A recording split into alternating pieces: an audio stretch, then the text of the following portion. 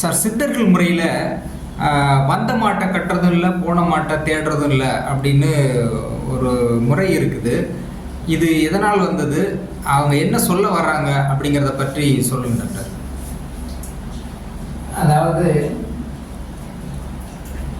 வந்த மாட்டை கட்டுவதில்லை, போன மாட்டை தேடுவதில்லை.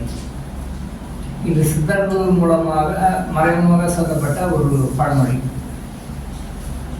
பொதுவாகவே இந்த மனிதன் இந்த உலகத்துக்கு வந்த பர்பஸ் வேற, ஆனால் இந்த மனிதர்கள் வாழ்ந்துட்டு இருக்கிற முறையே வேற. நம்ம இறைவன்கிட்ட இருந்து வந்தோம், சில விஷயங்களை செய்து முடித்து விட்டு, சில விஷயங்களை குறிப்பில் பண்ணிட்டு நிறைவேற்றி நம்முடைய கடமைகளை எதுக்காக வந்தோம் கடமைகளை விட்டு இறைவனுக்கு சேர்வது தான் நம்முடைய வாழ்க்கையினுடைய நோக்கம். ஆனால் நம்ம வந்த வேலையை விட்டுட்டு மற்ற வேலைகளை செய்கிறோம். அப்போ இறைவன் நீங்கள் இந்த பர்பஸ்க்காக நான் உங்களுக்கு பூமி காமிச்சேன், நீங்கள் இந்த பர்பஸ் செய்யலை, நீங்கள் இப்படிலாம் பண்ணுங்க அப்படின்றது நேரடியாக நம்மக்கிட்ட சினிமாவில் தெய்வம் சொல்கிற மாதிரி சொல்கிறாங்க. மறைமுகமாக நம்ம பல வகையில் டே டு டே லைஃப்பில் பல்வேறு வகைகள் நம்ம உணர்த்துறோம். அந்த வகைகளை எல்லாம் நம்ம கரெக்டாக ஃபாலோ பண்ணோம்னா நம்ம இந்த உலக வாழ்க்கையில் நல்லா சந்தோஷமாக வாழ்ந்து சந்தோஷமாக நாம் இந்த பூமியிலிருந்து வெளில போவோம், நம்ம கடமை முடிச்சுட்டு போவோம். அப்போ அந்த பர்பஸ்க்காக நம்ம சொல்லும் பொழுது, அந்த விஷயத்தை சொல்லும் பொழுது அதை யார் கேட்பாங்க அப்படின்னு சொன்னால், அந்த விஷயத்தை புரிந்து கொண்டு பலனடையக்கூடியவர்கள் தான் வருவாங்க, மற்றவங்க வரமாட்டாங்க. இப்போ டாக்டர் ஆயுஷ் ஹாஸ்பிட்டல் மூலமாக, யூடியூப் சேனல் மூலமாக நம்ம இந்த மாதிரி விஷயங்களை சொல்லிட்டு இருக்கோம். எல்லாரும் நோய்க்கு வராங்க, இந்த மருந்து சாப்பிட்டு, இந்த பணம் கொடுங்க, இந்த மருந்து சாப்பிடுங்க, நோய் நல்லாச்சு, அவ்வளோ சந்தோஷம், நோய் நல்லா வேறு அவரை போய் பாருங்க அப்படின்னு சொல்லி கை காட்டுற வேலை நம்ம செய்யறது. இங்கே எல்லாரும் அதான் நடக்கும். வருவாங்க, ட்ரீட்மெண்ட்டுக்கு வருவாங்க, ஏதோ ஒரு ட்ரீட்மெண்ட் சார்ஜஸ் வாங்கிக்குவாங்க, ஏதோ மெடிசன் கொடுப்பாங்க, பணம் வாங்கிக்குவாங்க. ரைட், சரியான சந்தோஷம், ரைட், நல்லா நான் நல்லா படிச்சுட்டேன், நீ உங்களுக்கு தருனேன், நல்லா ஆகிட்டு நான் உங்களுக்கு தருனேன். சரி, நல்லா இல்லையா, சரி நான் என்ன முடிஞ்சிருக்கு நான் பண்ணிட்டேன், நீங்கள் வேறு டாக்டரை பாருங்க, கை காட்டி விட்டு போயிட்டு இதான் நடந்துட்டுருக்கு. இன்னைக்கு மருத்துவ உலகத்துக்கு இதான் நடந்துட்டு முடிஞ்ச வரைக்கும் செய்வாங்க, அதுக்கு நான் பணம் வாங்கிக்குவேன். முடியலையா அவங்க வேறு யாரோ ரெஃபர் பண்ணிட்டு இவங்க ஒதுக்கிக்குவாங்க, அவ்வளோதான். அப்போ ரெஃபர் பண்ணிவிட்டு அவங்க பண்ண பாடு அவங்க என்ன செய்வாங்க, அவங்களா முடியும், நான் என்ன முடியுது செஞ்சேன், அதுக்கு நான் நீங்கள் பார்க்கணும். கடைசியில் எல்லாம் முடிச்சுட்டு என்னென்ன சர்ஜரி என்னெல்லாம் முடிச்சுட்டு இது மாதிரி கடவுளை பிரார்த்தனை பண்ணிங்க, என்ன செய்ய முடியுமோ அதை செய்யுங்க, இது மாதிரி கடவுளை பிரார்த்தனை பண்ணிங்க டாக்டர் சொல்லிடுவோம். கடைசி கட்டமும் டாக்டர் சடம் சொல்லுவாங்க, ஒரு சர்ஜரியோ இல்லை ஒரு டிஃபிகல்ட்டான ஒரு சுச்சுவேஷன், ஒரு ட்ரீட்மெண்ட்டோ எதுவாக இருந்தாலும் முடிச்ச பிறகு நீங்கள் இது மாதிரி கடவுளை பார்த்துக்கோங்க, கடவுளை வேண்டிக்கணும், அவ்வளோதான். எங்களால் முடிஞ்சது நாங்கள் பண்ணுறோம், இது மாதிரி நாங்கள் பணத்துக்கு கை வச்சுருவோம். இப்போ இந்த இடத்துல தான் இறைவன் வராரு. அப்போது எல்லாத்தோட பெரிய டாக்டர் இறைவன் தான். இந்த டாக்டரை படைத்த இறைவன் அவர் தான் பெரிய டாக்டர். சரி, சாதாரண மனித டாக்டரை நம்புகிறாங்க, பெரிய டாக்டர் யாரும் நம்புறது கிடையாது, இறைவன் நம்புறது கிடையாது. மனுஷன் தான் நீங்கள் என்னாலும் பரவாயில்ல, நீங்கள் என்ன காப்பாற்றுங்க, எல்லாத்துக்கும் மேலே இறைவன் தான்.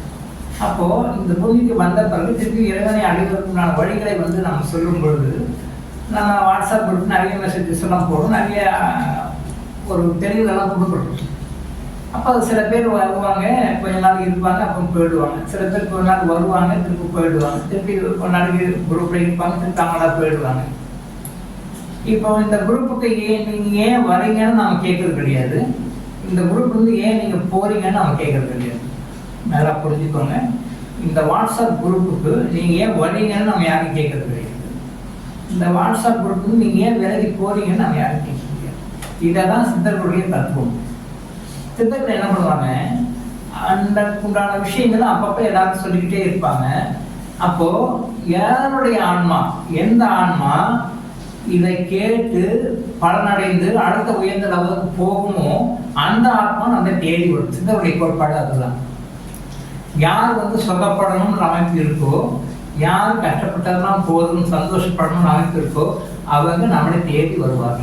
நம்ம எந்த மழையில் இருந்தாலும் நம்மளை தேடி வருவாங்க. எங்கே இருந்தாலும் வருவாங்க, ஐயா எனக்கு இந்த பிரச்சனை, அல்லது இந்த நோய், இந்த பிரச்சனை நான் எப்படி வெளில வரணும், இந்த நோய்க்கு நான் எப்படி வருவேன், எனக்கு வழிகாட்டுங்க அப்படின்னு சொல்லி வருவாங்க. யார் வருவாங்க, யார் உண்மையிலேயே அந்த இனிமேல் சுகப்படணும், கஷ்டப்படக்கூடாது அப்படின்ற அம்சம் எப்போ வருதோ, இறைவன் எப்போ அவர் கடைக்கன் திறக்கிறாரோ அப்பதான் அவங்க அந்த இடத்துக்கு வருவாங்க. நம்ம கேட்பாங்க. நாம் அவங்கள ஒதுக்குனாலும் அவங்க ஒதுங்க மாட்டாங்க. உதாரணத்திற்கும் கேட்பாங்க, இதுக்கு என்ன சொல்லணும் பண்ணுங்க, இதுக்கு என்ன செய்யணும் சொல்லுங்க, இதுக்கு நான் என்ன பண்ணணும், நான் என்ன பரிகாரம் பண்ணணும், என்ன செய்யணும் சொல்லுங்கன்னு கேட்பாங்க. ஓகே, நாம் சொல்கிறோம் சில விஷயங்கள்.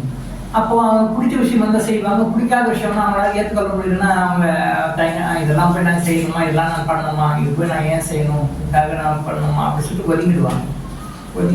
அது அவங்களால ஒதுக்கிடுவாங்க. என்ன காரணம்? நான் என்ன பண்ணாலும் கஷ்டப்பட்டுட்டு நிறைய பாடங்களை கற்றுக்கிட்டு நான் பொறுமையாகவே வரேன், நான் கஷ்டப்பட்டு தயார் அப்படின்ற மறைமுகமாக அவங்க சொல்கிறாங்கன்னு அர்த்தம். ஸோ அதனால தான் சித்தர்கள் தத்துவங்களை, இந்த இறை தத்துவங்களை கற்றுக்கொள்வதற்கு வரம்புல வந்து சித்தர்களை போன்ற மகான்கள் வந்து வந்த மாட்டை கட்டுறதுக்கு ஏன் வந்தீங்கன்னு கேட்க மாட்டாங்க. ஏன்னா இறைவன் தான் அவங்களை அமைச்சிருக்கிறார். அவங்க வந்து அந்த தேவையான விஷயம் கற்றுக்கொள்வதற்காக நம்ம கிட்ட வராங்க. அவங்க சொல்ல வேண்டிய நம்முடைய கடமை நாம் சொல்லிடுவோம், சொல்ல வேண்டிய நம்முடைய கடமை நாம் சொல்லுவோம், சொல்ல வேண்டிய நம்முடைய காரணம் சொல்லிடுவோம். அதை எந்த அளவுக்கு கேட்டு உள்வாங்கிக்கணுமோ, எந்த அளவுக்கு கேட்டு உள்வாங்கி அவங்க வந்து அது வாழ்க்கையில் கடைபிடிச்சு அவங்களோட கஷ்டங்கள் வந்து வெளியே வந்து சந்தோஷம் அடைந்து அடுத்த வாழ்க்கையுடைய உயர்ந்த லெவலுக்கு அடுத்த லெவலுக்கு போகணுமோ அவங்க அதற்கு இருந்து பாதுகாக்கணும். இல்லை இப்போ கொஞ்சம் கற்றுக்கிட்ட போதும், நான் திரும்ப இன்னும் நிறைய கற்றுக்கிறேன், நிறைய அடிபட்டு கற்றுக்கிறேன், ஷார்ட் விட்டு நான் வரல, நான் இன்னும் கொஞ்சம் பண்ணணும், அவங்க ஒதுக்கிடுவாங்க, தானே ஒதுக்கிடுவாங்க. ஏதாவது ஒரு குறை சொல்லிடுவாங்க, ஏதாவது ஒரு காரணம் நம்மகிட்ட ஏதாவது ஒரு குறையை கண்டுபிடிச்சி நம்மகிட்ட ஏதாவது ஒரு விஷயத்த சொல்லி இதன் காரணமாக நான் ஒதுக்கிறேன், நான் வேண்டாம், நான் சாதாரண மக்கள் மாதிரி போய்க்கிறேன், சாதாரண மக்கள் மாதிரி எடுக்கிறேன், சாதாரண மக்கள் மாதிரி இருந்துக்கிறேன்னு சொல்லிட்டு அப்படி வெளில போயிடுவாங்க. இதுதான் வந்து போன மாட்டை தேடுவதில்லை. சித்தர்கள் வந்து யாருமே நீ ஏன்ப்பா போகிற, நான் நல்ல விஷயம் சொல்கிறேனே, நீ ஏன் போகிற, நல்ல விஷயம் சொல்கிறேன், இதை கேட்டு முன்னுக்கு வா அப்படி ரொம்ப ப்ரெஷர் தான் கொடுக்க மாட்டேன். ஏன்னா அந்த ஆத்மா இன்னும் கொஞ்சம் நல்லா கஷ்டப்பட்டு இன்னும் அடிபட்டு உதப்பட்டு நான் விஷயம் தெரிஞ்சுட்டு நான் வரேன்னு சொல்லிட்டு சொல்லுது. அப்போ அதை போய் ப்ரெஷர் கொடுத்து நீ வா இதை கற்றுக்கோ, நீ செஞ்சுக்கோ, நீ முன்னுக்கு போவ, இது செஞ்சால் நல்லது, இது செஞ்சால் சந்தோஷமாக இருப்ப, இது செஞ்சால் கட்டுறது, இது செஞ்சால் துன்பப்படுத அப்படி திரும்ப அவங்க கம்பல் பண்ணி அவங்க இழுக்க மாட்டாங்க. ஏன்னா அது இன்னும் அனுபவப்பட்டு போகணும்னு போகும், ஆனால் போகும், சரி போகும். ஸோ உண்மையான சித்தர்கள், உண்மையான மகான்கள் தன்னிடம் வருபவர்களை ஏன் வரீங்கன்னு கேட்க மாட்டாங்க. பிகாஸ் இறைவன் அவர் அனுப்புகிறான், அவருக்கு என்ன சொல்லணுமோ அதை நம்ம சொல்லணும்னு சொல்லிடுறாங்க. டாக்டர் ஆயுஷ் ஹாஸ்பிட்டலும் அப்படிதான்.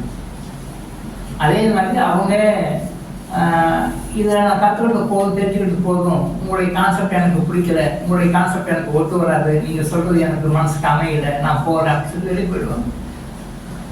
ஓகே குட் பை போயிட்டு வாங்க சொல்லி.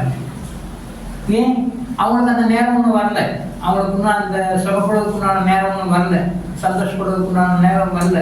அவங்க இன்னும் நஷ்டப்பட்டு கூடாத ரீதியாக நஷ்டப்பட்டு உடல் ரீதியாக, மன ரீதியாக, ஆன்மீக ரீதியாக பாதிக்கப்பட்டு இன்னும் நிறைய பாடங்களை கற்றுக்கொண்டு நான் பின்னால் பொதுவாக வரேன், நீங்கள் முன்னாடி போங்க அப்படின்னு சொல்லிட்டு அவங்க ஒதுக்கிறாங்க. ஸோ ஒதுக்குறாங்கன்னா ரைட் ஓகே பாய், டாக்டரும் ஆயுஷ் ஹாஸ்பிட்டலும் அதான் ஓகே வருதுங்க, ரைட் ஒத்துக்கோங்க, பரவாயில்ல, கற்றுக்கணும் தெரிஞ்சுக்கணும். நீங்கள் எப்போ வரீங்களோ வாங்க. ஒரு உயர்நிலைக்கு போகிறோம், நான் ஒரு இடத்துல இருப்போம், இந்த இடத்துல நான் கூட்டிகிட்டு போகிறோம், படங்களை கூப்பிட்டு போகிறோம், வரவங்களை வாங்கன்னு கூப்பிடுறோம், வாங்க வந்து ஏறி உட்காடுறோம், படங்களை வர போகிறாங்க, போக வேண்டிய டெஸ்டினேஷன் போக போகிறாங்க, அங்கே போய் சேர போகிறோம், சேஃப்டியாக போய் சேர்த்து போகிறோம். அதெல்லாம் முடியாது நிறுத்துக்கு நான் பாயில் இறங்கிறேன், எனக்கு வேண்டாம், அவங்க மேலே நம்பிக்கை இல்லை, உங்கள் மேலே எனக்கு அவ்வளோ திருப்தி இல்லை, நம்பிக்கை இல்லை, நான் சொல்லி இறங்கிறேன். நம்ம let us continue our journey towards the happiness, towards the divine. இறைவனை நோக்கி நம்முடைய பயணம் தொடரும். அப்போ வர்றவங்களை ஏற்றிடுவோம், வாங்க, இறங்குறவங்க சரி இறங்கிடுங்க, அதான் வர்றவங்களை வாங்கன்னு கூப்பிடுறது கிடையாது, போகிறவங்க ஏன் போறீங்கன்னு கேட்கறது கிடையாது. இதைத்தான் வந்து சித்தர் கொடுப்பாங்க, வர்ற மாட்டி கட்டுறதுல போன மாட்டி தேடுறது. ஸோ யாருக்கு அந்த சொக்கப்போன அமைப்பு இருக்கோ அவங்க டாக்டர் முழுமையாக பயன்படுத்தி கொள்வாங்க. இங்கே சொல்கிற ரகசியங்களை வாழ்க்கையில் பயன்படுத்தி சந்தோஷப்படுவாங்க. யாருக்கு அந்த அமைப்பு இல்லையோ அவங்க நம்ம சொல்கிறத புரிஞ்சிக்காமல் ஒதுங்கிடுவாங்க. யாருக்கு அந்த அமைப்பு இல்லையோ அவங்க நம்ம சொல்கிறத முழுமையாக ஏற்றுக்காமல் ஏதோ ரைட் சொல்கிறாங்க, ஓகே ரைட் பாய் அப்படி போயிட்டே இருந்துருவோம். ஸோ சொகப்படணுன்றவங்க வருவாங்க, மேலும் கஷ்டப்பட்டு அதுக்கு பிறகுதான் சொகப்படணும், இப்போதைக்கு நான் கஷ்டப்பட்டுன்னு சொல்லணும் போயிடுவாங்க. இந்த கான்செப்ட் தான் சித்தர்கள் முறையில் வர மாட்டேன் கட்டுறதுல போன மாட்டேன் தேடுறது. டாக்டர் எலும்பு ஆயுஷ் ஹாஸ்பிட்டல் இந்த பிரின்சிபல் தான் பயன்படுத்தி கொண்டிருக்கிறேன். டாக்டர் எலும்பு ஆயுஷ் ஹாஸ்பிட்டல் வாழும் விழிப்புணர்வு இது. தொடர்ந்து இது மாதிரி பல அவேர்னஸ் வீடியோக்களை பார்க்க நம்ம சேனலை சப்ஸ்கிரைப் பண்ணிவிட்டு பெல் பட்டனை ப்ரெஸ் பண்ணுங்கள்.